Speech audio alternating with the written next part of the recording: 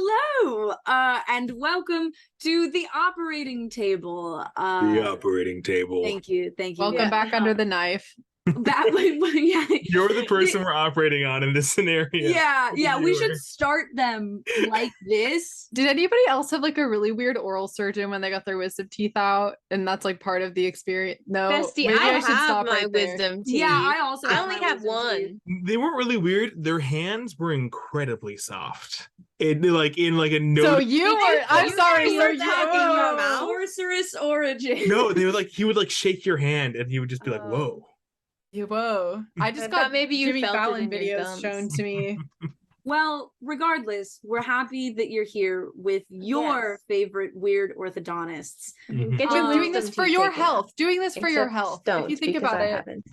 haven't. So let's just get straight into it. Mhm. I'll start with, oh boy, what a doozy! What a doozy is this one? Big ol' We'll get episode. into it. I think it's fine. I think this episode's really normal. Yeah, I think the episode begins, if I remember correctly. Just kidding, we're recording this right after film. I don't know. We don't need to lie to the audience. Some time has passed. It's been a bit. But it starts with breakfast. Yeah. I like a long Good- bit though. Theoretically, a good breakfast. place to start. Mhm. Theoretically, Start should the be day. nice. Mhm. I think we should talk about, instead of anything that happened in the episode, what we all had for breakfast in the episode. Oh, in the Like, what's the episode, I was food? like, Yeah, what's the but food? I was gonna say I had Eggs? an emoji face Eggo this morning. Oh, today? Yeah. It was I had a eggs, smoothie. and I love in my DM notes I had who liked eggs the most as a question, and they originally were going to find a worm inside their egg, and that was going to be like the tell that like Regulus is around, but it just didn't end up working out that way. So what's the answer? What is the Who answer? likes eggs the Who most? likes eggs the most? Oh, that's hey, they're your characters. I'm not gonna make this. Oh, At least out It's of the not plus Avalon. ones. It's not. Yeah, it's not Marcus. Oh. make it Emil or Gaius because they're not here to say no. I feel like Gaius would be Gaius an is- egg guy. Probably an I egg. think know, Didn't you know how Gaius Gaston canonically eats, like, a scrambled bunch of eggs that eggs? one time? True. But You- yeah, so speaking of Regulus, that motherfucker shows up. Yeah, Mhm. he's always around. He's always got a Don't say got a that. bead on you. Don't say No. that. Worms. Always We know that around. he's for sure a bunch of worms now. Just a pile of worms. Mm-hmm. Yeah, it's like the from Nightmare Before Christmas. You remember that dude? That's Yes, literally brilliant. my partner just said that the other day, and I went, "Oh my god." Yeah. He was literally like, "Oh, Oogie Boogie, Regulus." I went, Oh. but yeah, so he possesses a Telnari girl, Mhm. and basically lectures us, and tells us that we have to stop doing magic or we'll wake up the Great Old One. And this is, again, Will, this is not on you, and this is not about you. This is the least hot Regulus has been to me. Because, like, before he's always been, like, cocky and confident and, like, you should die. And I'm like, I love the confidence here. Mhm. This is the first time that Regulus has sounded a little bit like a Silicon Valley trust fund kid who's getting mad at his parent for, like, not letting him take the company in a new direction. Sure. But I Yeah. still love him, and Yeah. I drew a very hot Regulus that got me back on board. And then he's Mhm. like, "If you do it again, I'm gonna take a big swing." And I was like, "Okay." Yeah, no, I was. If you didn't bring that up, I was gonna bring that up. Yeah, Bring up Hot Regulus? just that little part where he was like the Oh. big swing. Good. Yeah. Regulus Mhm. baseball AU when? Stop. But Okay, yeah. the Twilight fan fiction. We're The asking worms for have to Twilight work fan together fiction. so well to do baseball. And I That- believe Really, that they don't. can. They just have I to believe play for they the can. Dodgers. But yeah, so that's this is interesting. This is new information that we have of like the that apparently magic is waking up the goo, which is also interesting because we've met iterations of the goo. The goo is the Great Old One, by the way. I don't Oh, know yeah, if we- we mentioned yeah. that. Wait, is that why we call it the goo? yeah, GOO. Bestie, why have you been calling it the goo? I don't know. Peer pressure? Because of amazing. goo. Because it goo. But like so because we've met iterations of the goo before. Yeah. And it seemed awake enough, but apparently that's not as awake as it can get. Yes, yeah.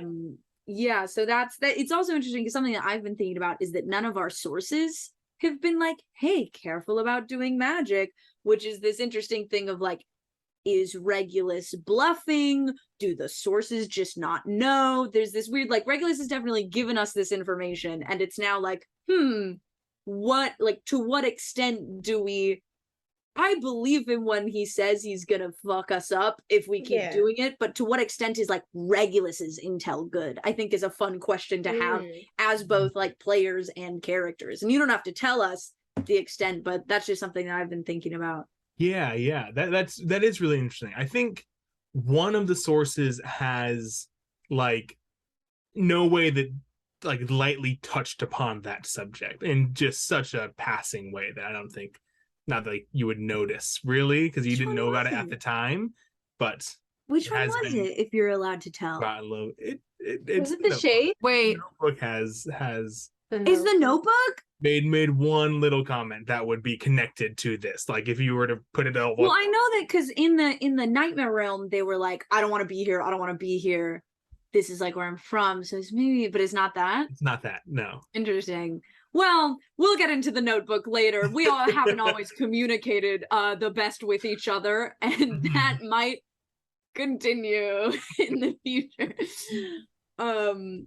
But yeah, it's also like because I don't want to take up the space or anything, but something that we have also talked about in certain DMs and things like that is Regulus is like, I don't want my worm business being micromanaged. Like, it's so, I want to know what exactly Regulus's deal is, because at the very least, Sarah and I have talked about, like, is there a way of getting this dude on our team / side, like, momentarily? And, like, I feel like I, as a player, I'm always like, what's the exact, like, to what extent can we, like, does Regulus just kind of want to fuck around and eat worms? Great, we'll let him do that. Probably not, but it is interesting because Regulus being scared of the goo does create some opportunities, perhaps. Yeah, it is. It's our question of like, so sorry. I think we're drilling down into like what Regulus, this is like kind of coupled with like what Regulus actually is. We're starting to get a sense of what Regulus actually wants. And I think that has an interesting consequence in that we're now thinking, well, how do we get you that so that you'll leave us alone, kind of, or that you'll help us? Like, how can we offer you like an alternative? I'm trying to think about how to say this without giving stuff away. But it is, you guys have like, it seems, especially from that conversation, that neither of you really like the goo, the overarching enemy or like entity that is causing some of these problems. But you're going about circumventing it in different ways. One little conflict. Yeah. Plus, I'll be the first to say that, like, there is still a part of me that is like, I can maybe fix him, but there's still a part of me that's like, I can maybe fix the goo. I stand by I texted in the Discord at one point. I was like, I truly think that showing the goo a Kandinsky model would do at least something. I do think it would fix them a little bit, even if not all the way. But again, this is something that has come up too, of like, there's debate on whether the squid is the goo. I don't know if you want to, like, if you want to tell me if the squid is specifically the goo, you can. But it's interesting because it's this kind of like interpretation of like, I didn't think that was the great old one. I thought it was like a separate entity, but like related. But I bring up the squid because it was sleeping, and I immediately was like, well, how can it be bad then if it is asleep right now in a very cute, endearing manner? I think the squid son is the goo in the same way that the eyes were the goo, or Gaius's Leviathan. Like it is a very multi-formed, multifaceted creature that will appear in different ways. Yeah. Well, Interesting. Yeah. Well, I feel like We it's all- also all a of us went, question. I feel like it's also a question of like, and this might be stupid, this might be fully stupid, but like, is the goo like super actually like evil, or, and granted, like the vibe of it seemed welcome, seemed pretty upset by it, and the notebook too, or is it like a great like neutrality that has been used for both evil and good, like a true neutrality of doesn't really does good, does bad, doesn't care, you know? And I'll say again, like, because this is always my play style is like, and my partner DMs a campaign, and it took multiple episodes. There's an elder brain involved. Like, damn if I wasn't like, I'm gonna try to fix the elder brain, and it took quite a few episodes for like, not in like a stubborn way, but just in a like, I like taking like as many opportunities as I think like is appropriate and is necessary to just like try to just see. And it's one of those things where it's interesting because like the Goo's done some very bad shit, and like I think Marcus especially has a lower like capacity than I do of like, I think it'd be fun to fix the big bad of the campaign. But it is this thing of like, if it's about chaos, is there a way to channel that to like a productive and effective thing? You know, like, do we have to destroy the goo, or is there a way to kind of channel the goo or convince the goo of something else and deal with it in that case? And that's a problem for down the road, but it's interesting to be thinking about it now with all this stuff that Regulus is saying of like, how much can we negotiate / contain / destroy this thing? Yeah. Let's move on to Fire Marcus. Not yet. No? I believe Cleo sends to Dominicus first. Is it boyfriend time? It's boyfriend time before terrible hell time. Before awful hell, let's talk about Dominicus doing something cool. Do you want to take it away, Miss Ma'am? Here's all I have to say on the matter. There is nothing sexier than a man who not only doesn't give you more shit to do, but checks stuff off your list for you. There is something it's not even about him being like capable. I don't think there is anything he could have said that would have been sexier to Cleo in that moment than I will take care of it. You don't have to worry about it. Anyways, anyways, things happen in my notes apps all the time. You guys can just interpret that information however you want. I'm proud of him. Yeah. I'm interested. This is a weird question, I think, but as a player, would you enjoy, like, 2 days from now, doing ascending to Dominicus and getting something back, like, oh yeah, dealt with it, back in jail, like, totally fine? Is that something you would like as someone part of telling the story? Well, okay, here's the thing. Yes, but also if it was that easy, I'd be so suspicious. Yes, exactly. I think that's incredibly that's my suspicious. exact vibes of like, yeah, it'd be awesome for Dominicus to be like, don't worry, babe, fucking took care of it. But I don't think it's gonna be that easy. And what I will say is, like, from a narrative level, because again, like, we're playing D&D, but by nature of putting it out there, like, it's different. We're crafting a story in a different way than just playing without a camera.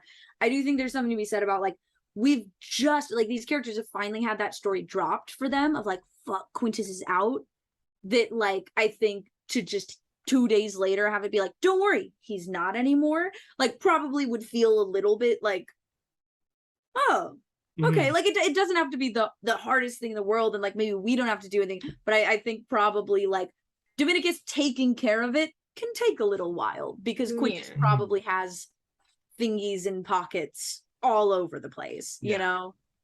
Follow-up question. When he does, oh, sorry, go ahead. What's up, Maya? You said you receive ascending? No, I said interesting. and I No, I know. A response to ascending. Yeah, so I think it right now it's enough for Dominicus to be like, I'll take care of it. Because I'll say, You will, won't you? You'll say it, won't you? Won't you say it? Go ahead. And I play it up with both Marcus and Riley because I think it's funny. But like, I really like Dominicus as a character. Dominicus gets on Marcus's fucking nerves because, and I've like taken time to think about why that is. There's a little bit of a disconnect with Dominicus of like, Dominicus simply has not been in the trenches the way that the sorcerers have to some extent. And like Marcus and Riley can both, like the speech at the end of season 1, chef's kiss. He did a great job with that. Like, and that's where Dominicus really shines, from what we've seen, is in those moments of ideology and theoreticals and stuff. He's great. Like, he's a very noble man, and I really like that about him. It's interesting because the moments that, like, I joke about the note because I think it's funny to be like, well, why did you leave a note to anybody when we just killed a man? But like the biggest moment of conflict for Dominicus and Marcus was when Dominicus got a little bit upset with us after we like told him that we had killed Albatius and the way that had gone down. I think that was a really like, that was an indicator of like, you don't fucking get it. Like, you, first of all, you asked us to do this, so like, you know, and I love, like, Dominicus did apologize, and I respect that about him, but it's, you know, it's a thing of like, you aren't on the ground floor. And so what I really love about this sending moment is, you know, it's not like Dominicus is out here and, you know, traveling to Telnar or punching fucking shadows in the face or whatever, but it gets him a little bit closer to like, okay, you're now kind of getting what's going on. You're getting that like shit is stacked against us and that it's hard to be on the ground floor and have to deal with it.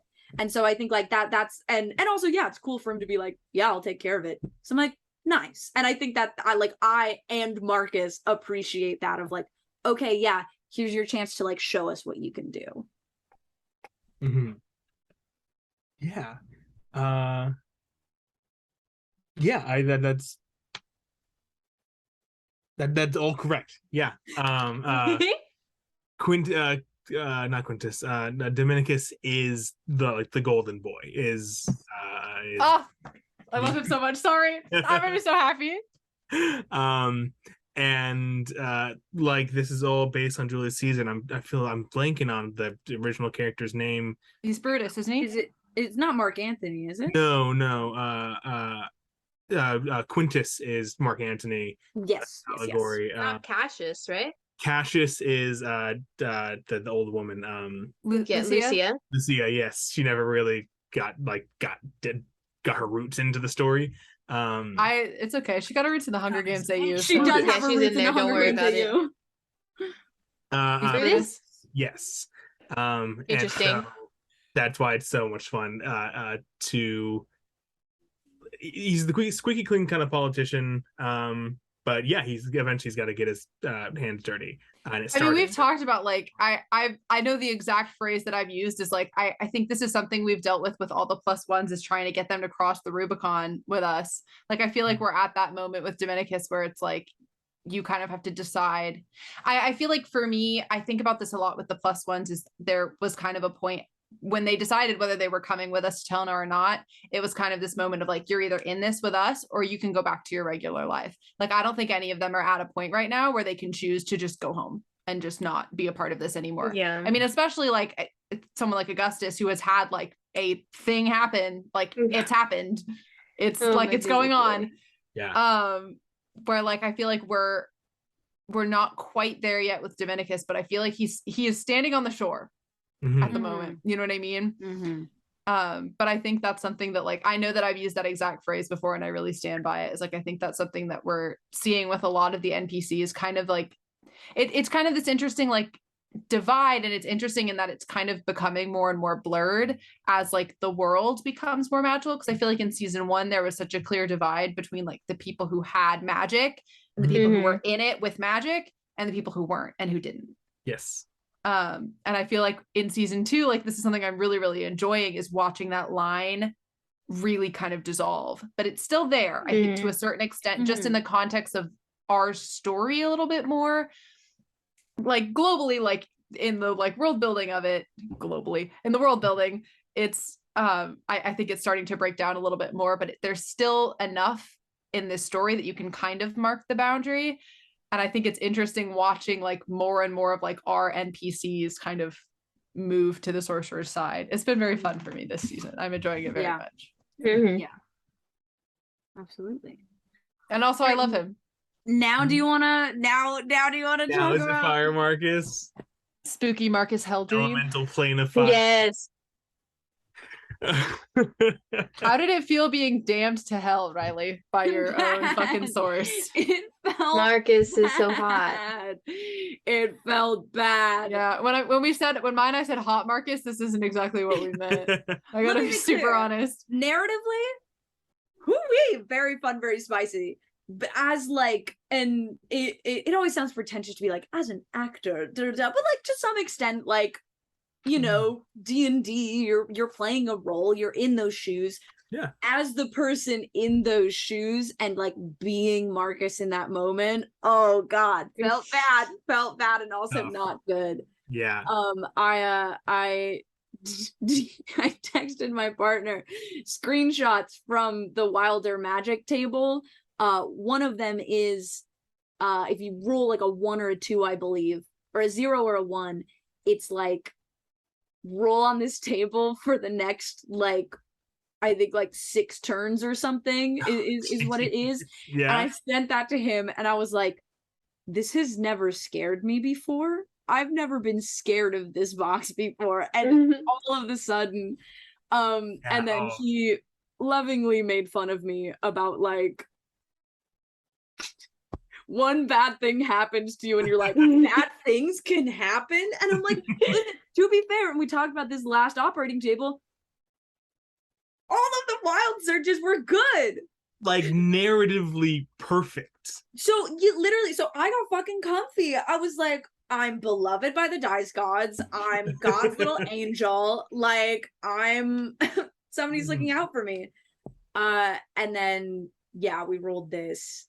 58 hit points in 60 seconds. 3 left, right? Mm-hmm. Oh my goodness. Damn. That what was would have such happened if I had I was about to ask, can we zero? A complicated situation that we would have had to figure out on the He wouldn't have shown back up, just passed out? Probably would have, yes, but like depends on when that, because it's a minute, right? I'm pretty sure. Or maybe as soon as you went unconscious, you might have popped back. That might have been the simplest, easiest solution.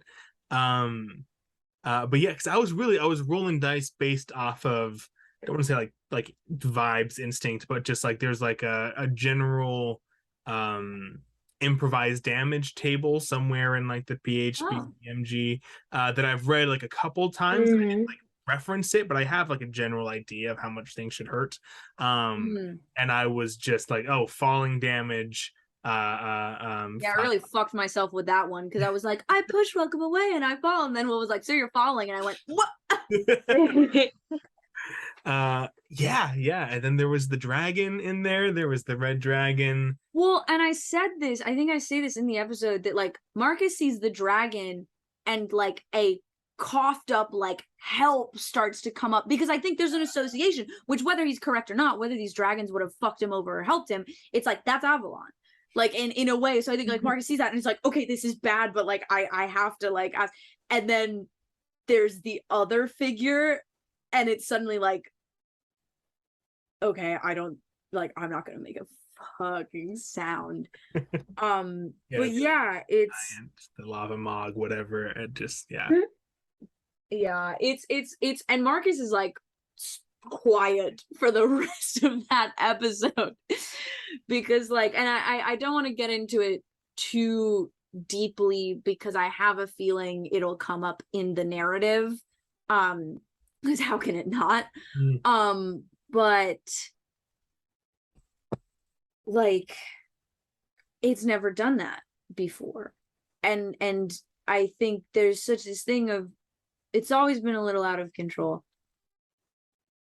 His magic has never tried to kill him before. And, you know, Marcus, like, try is, we know that that's technically not what's happening. Like, we as players are like, oh, it's wild magic, it's a random roll. Marcus doesn't know that. And I think, like, I know for a fact that that is a weight on Marcus right now of the thought of nobody else has done this to them. Mm-hmm. We've had magic fuck us up. We've had consequences to our spells. Nobody's magic has ever turned around and fucking like smacked 58 hit points out of them in the face. And I think it's this thing of, and this was really big in season 1 of like, why us? Why us? And we still kind of don't know. We don't know exactly why us, but you know, it's this thing of like, this magic was given to you, and it seems like maybe everybody got the one that they did for a reason, and that's all fine and dandy. But if you take that logic and apply it to what just happened of Marcus nearly fucking dying, it is this thing of like why. It's a different context to the question, why me? It's a different thing of like, why am I the only one who is like having my magic nearly fucking kill me? And I think that's gonna like that I will say that is going to have impacts on like Marcus's relationship with magic, because I was saying this the other day, he already kind of has the relationship that is the most like, in my opinion, it's the hardest for Marcus to feel like this magic is his, would be my guess. Just because it's the least controllable. Things pop up sometimes, and again, most of those were good things, but he wasn't always controlling it, so it's hard to feel like it's fully yours if it's spilling out without you meaning it. And he's the only one who has his patron on his pocket at all times, which again kind of makes it hard to feel like it's yours. And that was the conflict that we had earlier in the season of like Marcus kind of feeling used by the notebook and being like, I'm not just here for your purposes, you know? And then we had made up, and I have a feeling that things are about to get tense again between the notebook and I. Yeah. But yeah. I don't want to spend too much more time on this. It is very interesting, but just in like the scope of the time of this episode. But I think another really interesting note on that is just right after Regulus's warning of like, you guys are messing with bigger things than you understand. Yeah. Very, very interesting, very odd. Yeah. But then the caravan's got to keep moving. I don't know. Is Zoom picking that up at all? Please, I know. I don't. Okay. I keep trying to do the thing of like doing a silly, funny noise to get us into the mid-operation smoke break. Don't smoke. No. And Zoom never picks it up, so everybody just sees me pick up a musical instrument and then hears nothing. And then I end up interrupting the person trying to talk accidentally because I cannot hear anybody over the sound of my train whistle. But if I may, it is time for the mid-operation smoke break. Asterisks don't smoke, which is just a fun little activity that we do on the spot that nobody knows about. So I'm going to ask everybody to get either a piece of paper or their phone out, because today, I hope you all studied, because we're doing a classic little pop quiz. Oh no. I'm ready. Okay. I was gonna say I love pop quizzes. I don't know if that's true, but I do actually, right in this moment. In this moment. So I have 3 questions and a bonus question. Gotcha. We'll do points. We'll see. We'll do a fun little points.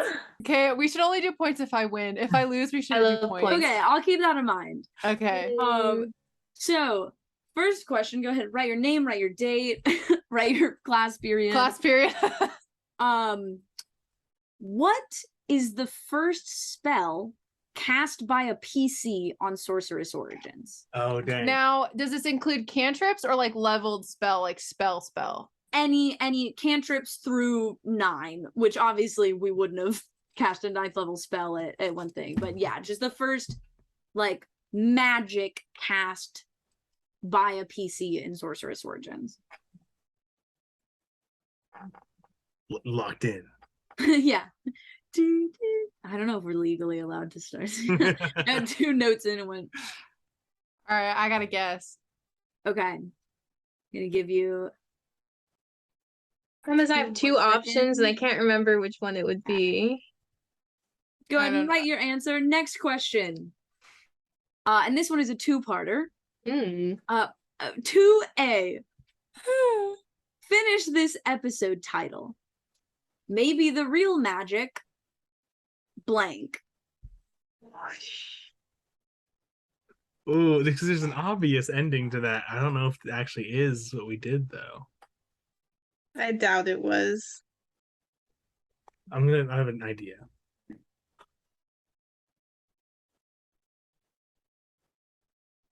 Okay. What I will also say is there is no going back on these answers. So once you have it written down, that's what you have written down. Mm-hmm. Are we all good? Next question. This isn't mine's wrong, but all right. Okay. Question 2B or not 2B. I fucking knew you were gonna do it. I was like, here it comes. 2B or not 2B, that is the question. Whether just nobler than life, Go ahead. of outrageous fortune or the speaking of that episode. Oh, Jesus Christ. Sorry. How many times was the word rat said in episode 9 of Sorcerous hold up, I might be right. A real guess how many jelly bean situation with this one. How many times was the word rat said in episode 9 of Sorcerous Origins? Okay, I've guessed. There looks like she is counting, and let me tell you, you will need more than the hands you have. That's my hint to you. You don't know how many hands I have. Yeah. So that was a real Galeolepidus. Oh, I wish I could have used that for Galeo. It's very good. I'm sad every day that he's no longer with us. That was not my idea. Funky little dude. I get it. All right, I get it. None of us had a hand in that death. Yeah. All right.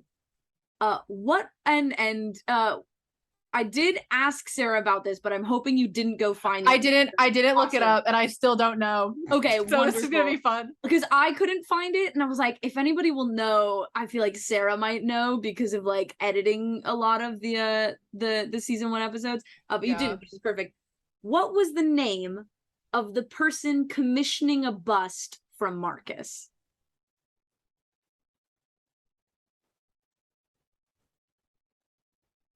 I have literally been thinking about this for 2 days, and I didn't look it up out of like my honor. Mm-hmm. I swear to God, I knew this, and then I was asked the question, and I stopped knowing it promptly. It's in my brain somewhere. It's for sure. I know. I feel the same. I feel like I remember what letter it starts with. I know. I feel that way as well. But that's also I don't, because I thought I did, and then I was like, no, it couldn't possibly be. So I literally don't know. I've made a guess, and it's definitely wrong. It's not even a close guess. I've written down a name. It's all I can do. Listen to that episode recently. So did I. I literally was watching that episode where he's featured. Why? Good episode. That's a good one. That's like one of my favorite ones. So everybody got their answer in, whether correct or incorrect. It's incorrect. But yes. It's not. All right. Here's the bonus question. Last question. This is extra credit. Okay. To my best knowledge, this is what I will say, is I will preface this with, to my best knowledge, how many Sorcerous Origins Hunger Games AUs are there?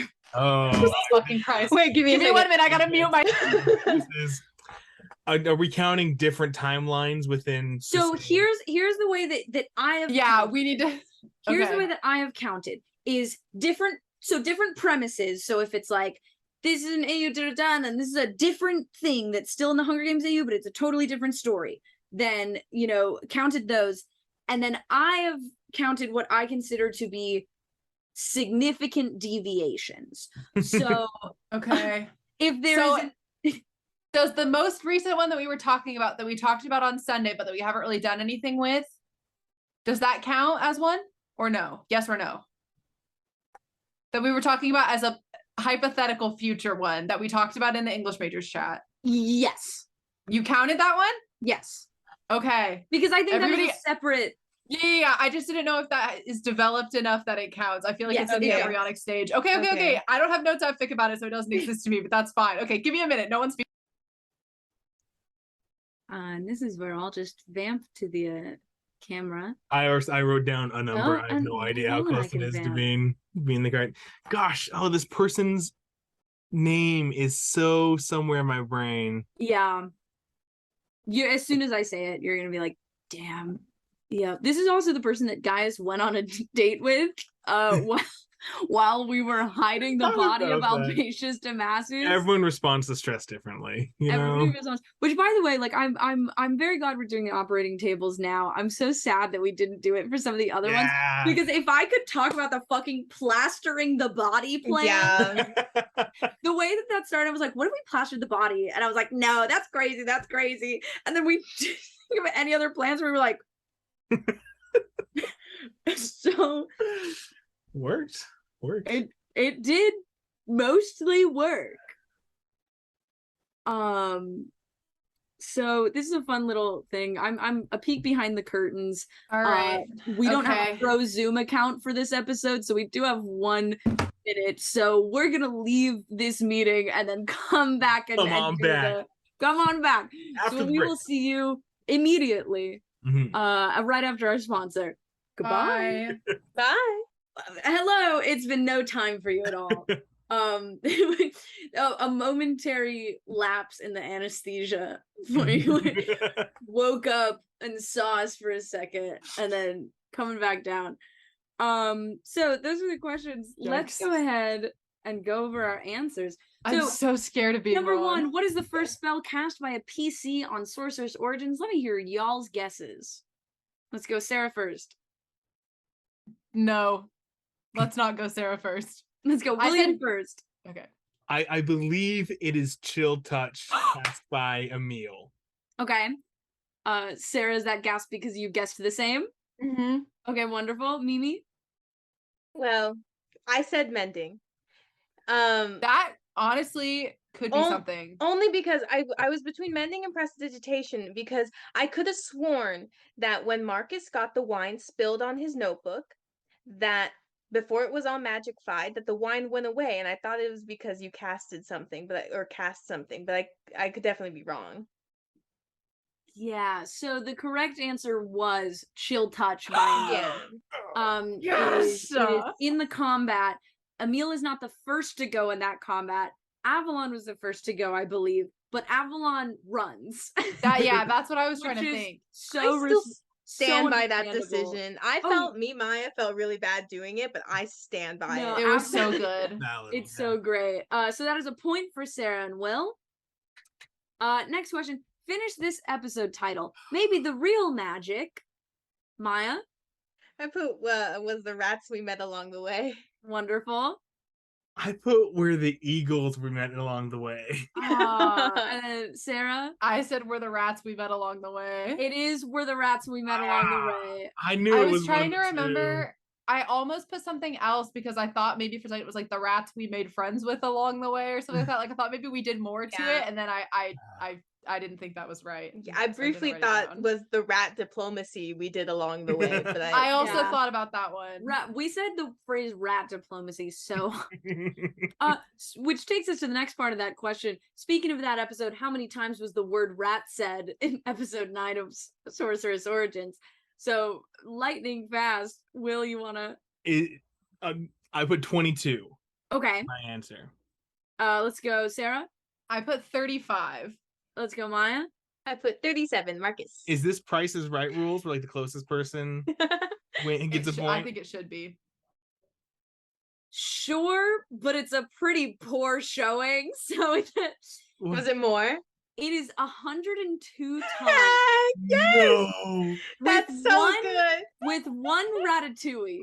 So it is 102 rats and That makes one me so ratatouille. happy. Oh my I'm so pleased On the with that. show. I didn't That's get, so I mean, I get funny. the point. Oh my goodness. Okay. That does mean Maya gets the point. Maya earns the point. I Oh my also god, realized I that's should so be funny. keeping, track of. Okay, That's so many times. I literally I had to find Control F rat in Rat? the transcript, and I was like going, and I like kept finding. I was like, oh my god, Oh. 102 times. Next For us, question. honestly. What was the name of the person commissioning a bust from Marcus? Maya? All right. So I know there was a different guy afterwards. However, there was didn't Lord Cicero commission you first? I'm frozen. I forget if I'm frozen if you, the audience, sees it. So maybe for right now, it's just a second. Little sneak peek. I have Sicily written down, which sounds like Cicero, but is not my intention. He's making a good face. Oh, there Will's you back. go. Oh, there Hello. he's back. Hey. I don't know how the recording affects that. We'll see. We might all be talking over each other. I was talking to the audience. We were having a good time. Okay, good. Okay, good. Yeah, we were all talking. So It is Master Cicero did not. There were talks of commission, but I'm going to say that Master Cicero did not officially commission anything from Marcus. people get in the comments. Should I have gotten this point? Will could be correct. What is your guess? I wrote down. I knew it wasn't Master Cicero. I wrote down Sicily just because he's got one of those like really Italian names. I know that I just like, yeah, but I don't know. Sarah? Yeah, I wrote John. That's That's gonna write the unnamed. closest, which is a lie. It's Cassius. Cash. Yeah. It's the guy I think with all the silver rings, with all like the silver. Yeah, which is Fleet funny because I Fox's just watched Nation. that to find this episode. Oh, actually, I can't say that yet. You'll see soon, audience, what I was going to say. I'll tell you guys later. All right. Fleet Fox's Nation, Crack Up Nation. I'm so sorry. If you understand what I'm talking about, I'm so sorry. And then to the bonus question, to the best of my knowledge, so nobody gets a point on that. To the best of my knowledge, how many Sorcerous Origins Hunger Games AUs are there? Let's go William first. The AUs are not my territory. I have written Your down jurisdiction. 11. 11. Okay, That's actually an wonderful. extremely good guess. That was a good guess. Maya? So I'll be honest, my instinct was 11, but I did say 9. Okay. Sarah? I also said 9. I counted 8. Okay, I counted literally. I'll show you. And this is where I'm willing to take. I'm willing to concede on what my number is. My number is 6. What? No, there's more. Okay, well, I counted 7, and then counting we talked about doing an all mentors catching fire AU. So, yeah. yes. So here's what. Let me tell you what I have first. Okay. I have the OG Hunger Games AU. Yeah. Young Marcus Mentor Cleo AU. Yes. Young Marcus Mentor Cleo AU where Dominicus is brainwashed. With the brainwashing. Yeah. The the Cleo and Dominicus are both from District 10 instead of Cleo Dominicus from District 5. Dominicus being from 5. The 10 by 10 AU as it's colloquially. The 10x10 beautiful right there. The Renaissance. I did count Renaissance because I think that I also that's Renaissance by Sans Fermin, who for anybody who's curious, which is the OG, but Marcus gets died. Yeah, he dies. I didn't know it was Renaissance. I called it Dead Marcus. I called it the Marcus eulogy, so we got pretty close. And then I have the Catching Fire Mentor, and those were the those were the significant. Those are what I had. What were the other two that you had? I have to go through my whole list because I know I also have the 10 by 10 love triangle, but I don't know if that's separate from the 10 by 10. So I don't know if that I should thought that was count. the 10 by 10. Because there's also the part of the love triangle where Casrius gets brainwashed. That's just that's as far as I understand, this is just happening in the canon of the 10x10. I believe that to be true, but I counted them as separate just in case because I got nervous because I'm what's called an anxious person. I feel like I had another one. Everybody be quiet. Well, what I will say is that Well- that gives us joint winners, Sarah and Maya, because I decided. So you'll get them next time, Will. That is our pop quiz. Wait, I want to say that I also counted the young Marcus AU, but split when they don't get saved. There's no quarter quill, and they're the last Oh two my standing. God. And I also counted That's the fair. That is fair. the escape. I guess.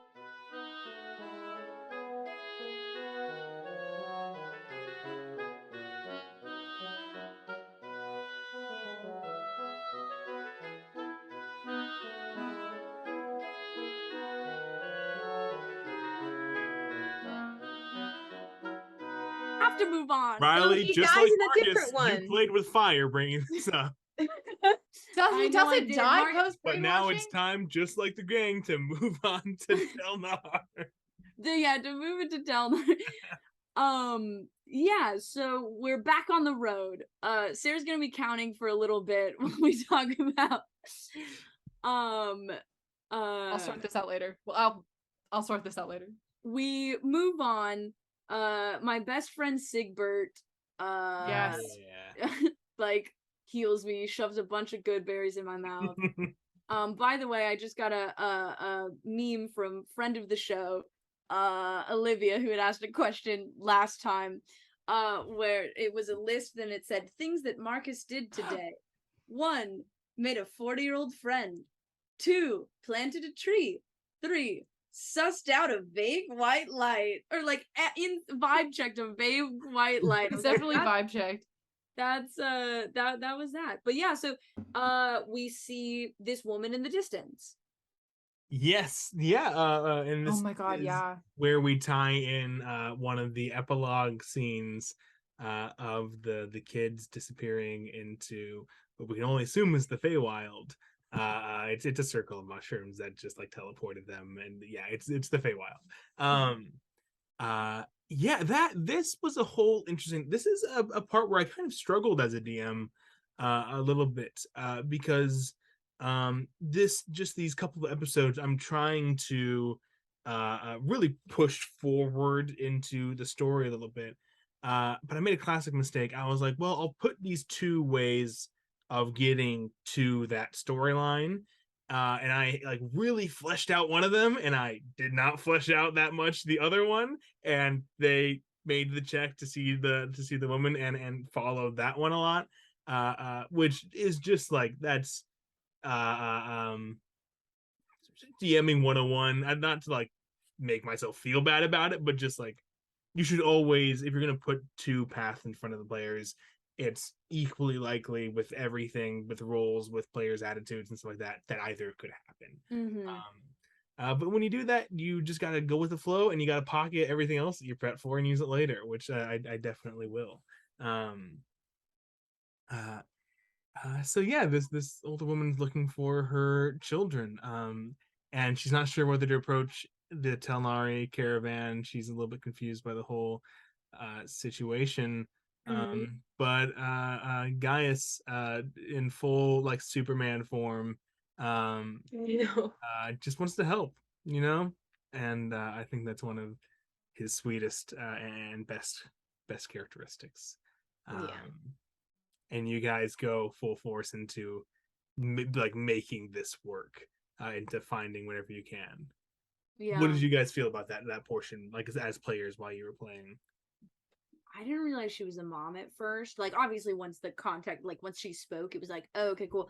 But at first, I just thought this was there to be like, oh, fuck, someone has seen us and is now going to go back to, like, I thought it was going to be like, this is like somebody who is now going to go back to Imperium and be like, hey, you guys remember the sorcerers?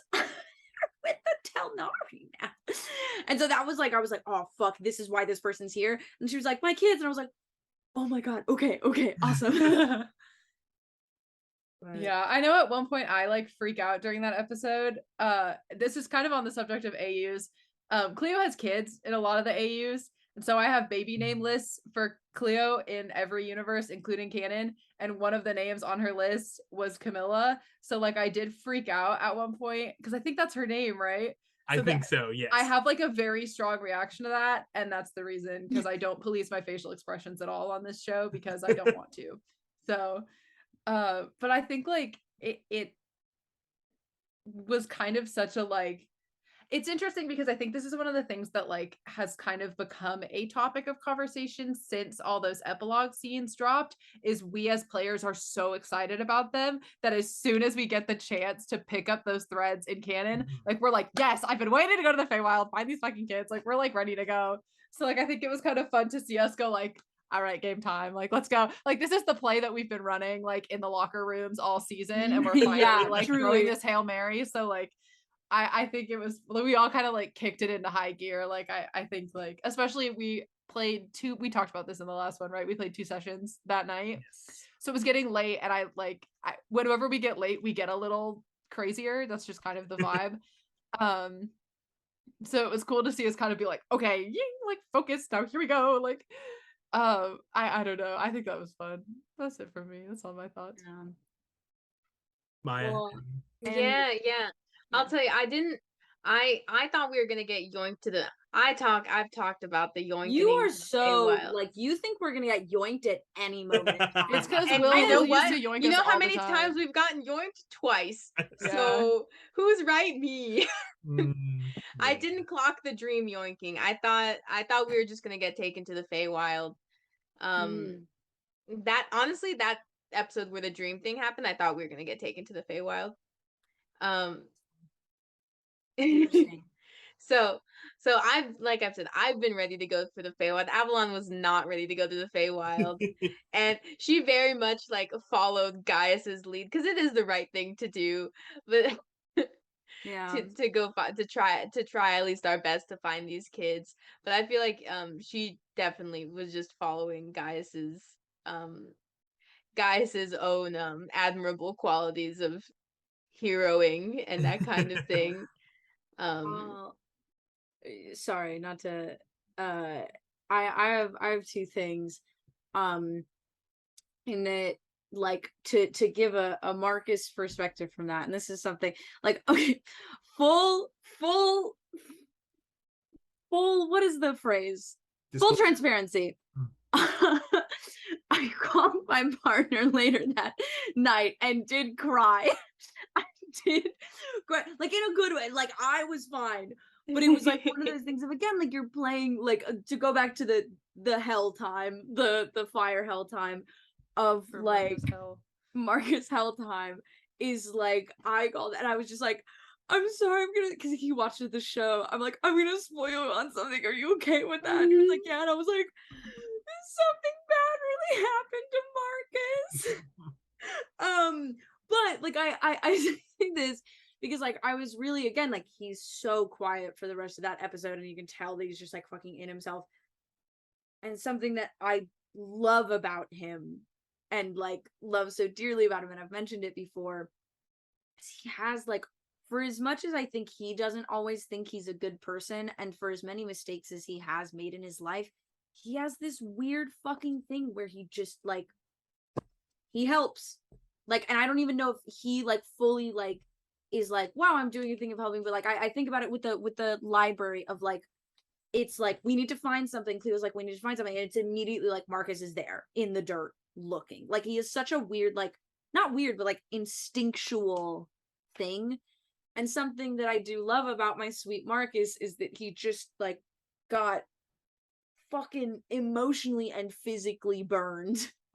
Like, and like Gaius finds the woman, is trying to fly, doesn't find anything, and like comes out, and it's still like Marcus knows where they might be and goes. Like I even think there's that, like I think I just say like Marcus just starts walking.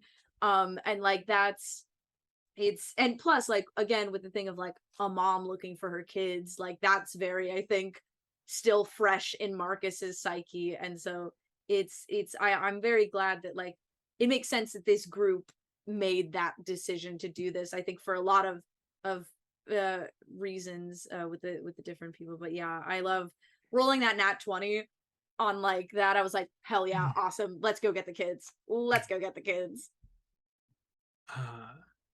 And then yeah, and then you guys do a lot of searching, and you unearth literally the mushroom circle, the fairy circle. And that's one of those moments where I really love doing the show, and especially really love running for this group, because it was just, I was not on my A game that during that session. Weird, because I really loved the previous session. I felt like I was doing great, but then something switched in between. And I felt like I was a little bit fighting you guys on like, no, I don't have this prepared. Try to get to the one that I know better.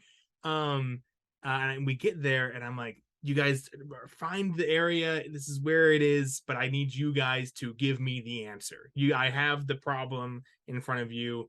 Can you guys help me out? And I really loved Cleo casting teleportation circle. Absolutely.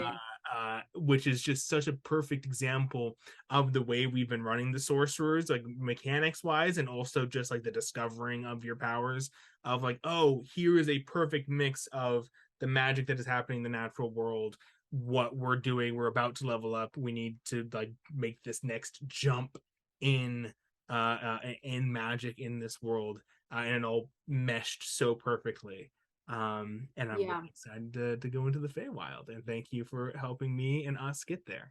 I honestly really liked that moment of you being like, how do you want this to go? Like, I feel like that was a fun, I felt like we won a little bit. Like, I felt like we got a little prize. To me, like, that was a really fun little, like, I felt like we earned a little fun, like, you've solved my Feywild puzzle. How do you want to, like, do this? Yeah. Well, and I like too, it does call back to the library scene that I was almost just talking about, like with the ashes, which I didn't end up doing it, but I did joke to somebody, if I had a nickel for every, like, I have now talked about or tried to cast suggestion on dirt more often than I have cast it on a person. Wizards of the Coast wants me dead. I'll tell you. That is not true, but I do think about it sometimes, of like, Wizards of the Coast, here's his enchantment, and I'm like, cast on ground, cast on floor, which again, Mark didn't end up doing for a lot of reasons, of has just 58 hit points, Regulus being a bitch about casting magic, but no, like, the teleportation circle was so, it fit perfectly. It like fit perfectly into the slot. Yeah. And I'll mention, Cleo said fuck it. Cleo said fuck Regulus, I'm gonna do what I want, which is so like, this is Miss like, I make the rules now. She was like, whatever. So we teleported. What were you gonna say, Maya?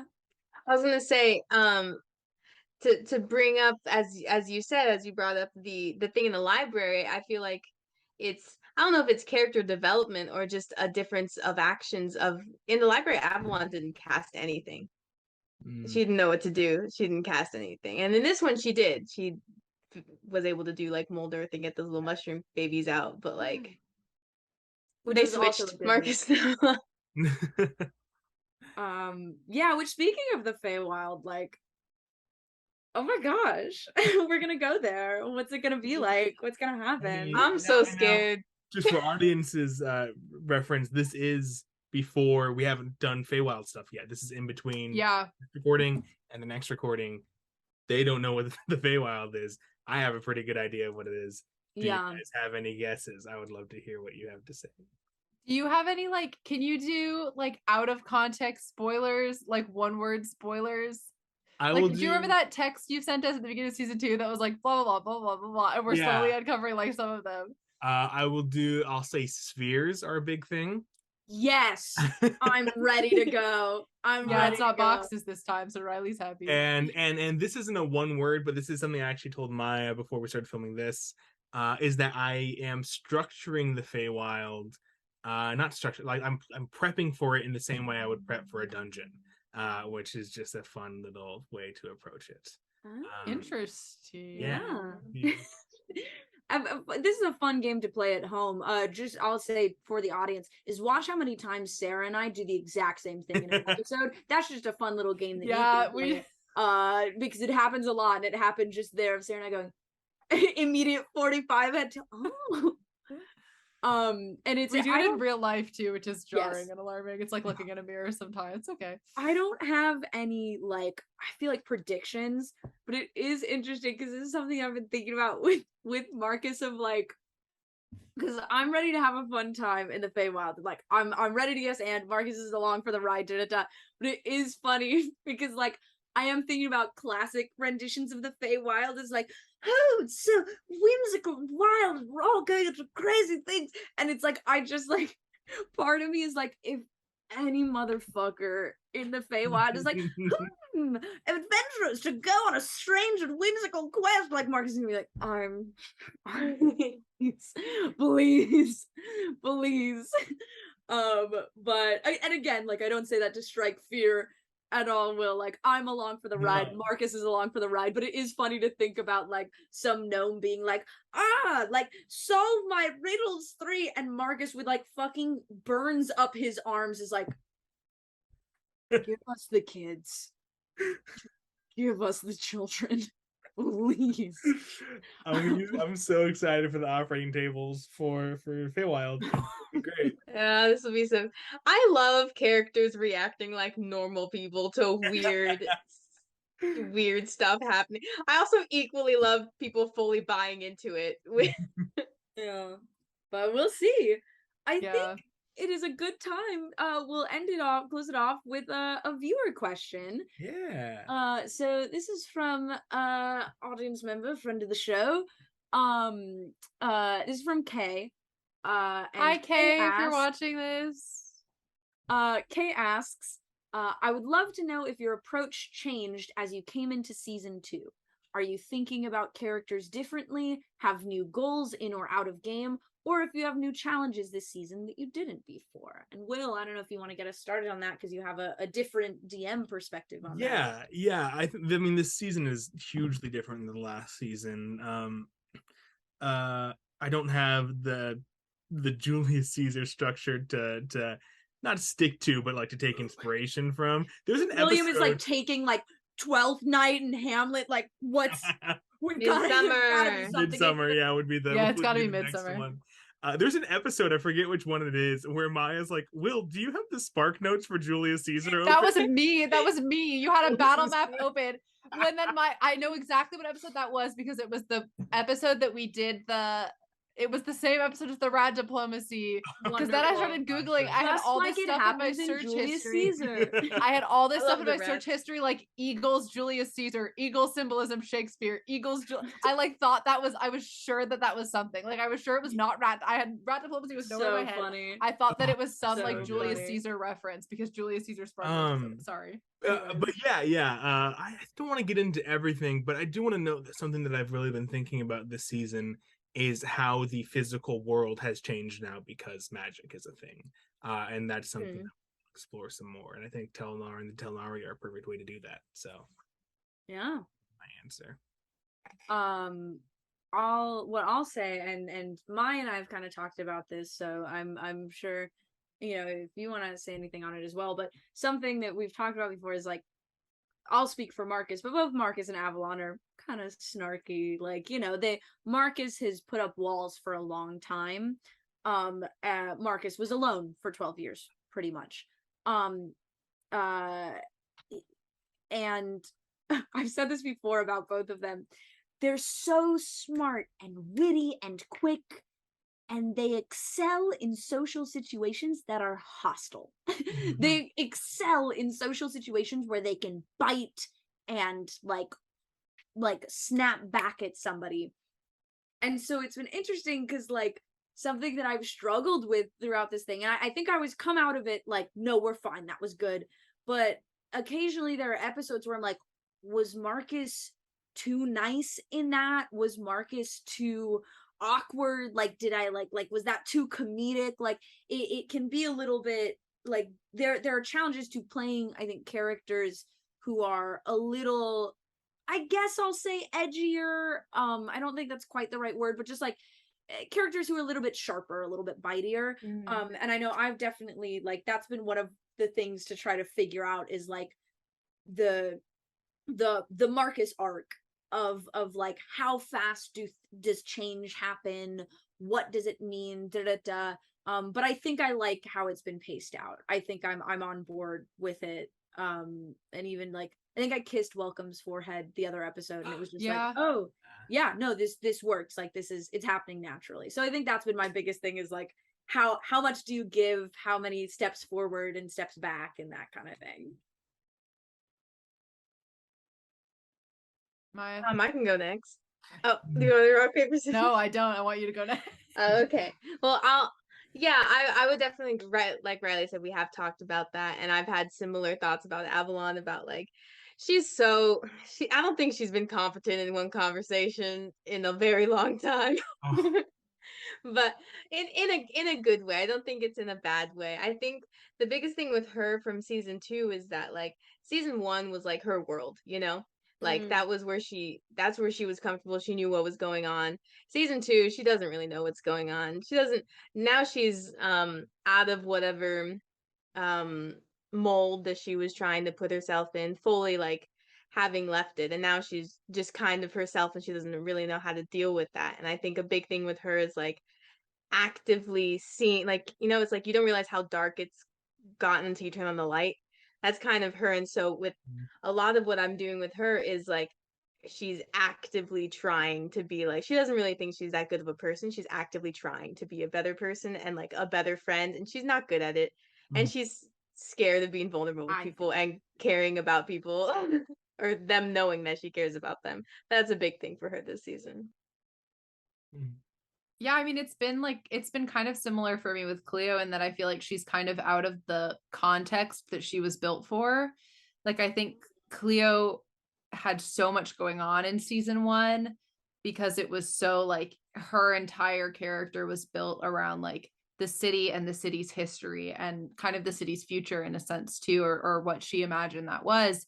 And so seeing her kind of out of that context and seeing her kind of like have to establish an identity outside of the thing that she has relied on. Again, this is something that I talked about like on the last operating table, I think, about like the Enneagram, and Cleo was a type 1 and this kind of like type 4 identity question that she's dealing with this season.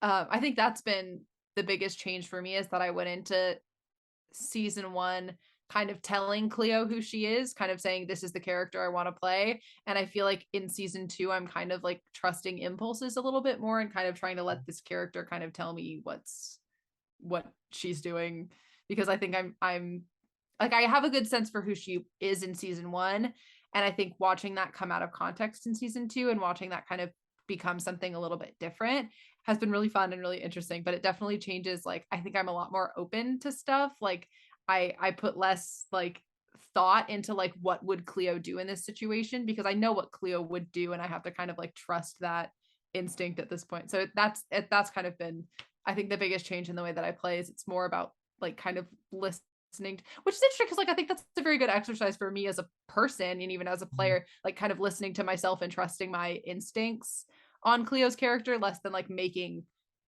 mental decisions about Cleo's character. Yeah. Jump in a black hole. I thought about it. Yeah, I was real close. Cleo was never gonna do that, but that's something that I didn't have to think about and be like, would I jump into a black hole? Like I think knowing Cleo's like things about safety and things about like getting her feet on the ground, because even Gaius was like, go. Cleo was like, no, I'm not going. Absolutely not. Sorry. Anyways, but yeah, I think that's been the biggest thing for me. Well, I think that is it for this go around. Like, subscribe, comment, share with ask your us about our friends. Hunger Games AUs. We tell you our other we AUs. tell you whose favorite campaign it is every time. You should be sending the episodes to them. Yeah. It's like, we told you it's your grandma's favorite D&D actual play. Why aren't you sending it to her Hotmail? Drop the link to Harry Styles. Did we ever say it was Harry Styles? Styles? To, let's say, No. 10 likes on this video, I'll make my own Hunger Games AU. And I'll oh my gosh. Okay, 10 likes on this. I'm about to make 10 accounts. William, I was gonna say, I have 3 YouTube. I'll do it. Wonderful. Yes. So like, comment, subscribe. If you have questions, we're taking viewer questions. We like wrapping these up with them. Comment them below. Email them at diceoperated@gmail.com. Instagram or Twitter DM us at Dice Operated on either of those. We'd love to hear from you. And yeah, I think we're at 78 subscribers, which is very cool. We're blowing up, yeah. We're kind of a big deal. But yeah, let's get more. It'd be lovely to get to 100 at some point, so Yeah. but yeah, that's it. Goodbye. Yeah, we don't have a standard goodbye for this yet, so I'll just do the middle school. So yeah, The operation was successful. the operation was Good. successful. We're expecting you to make a full recovery.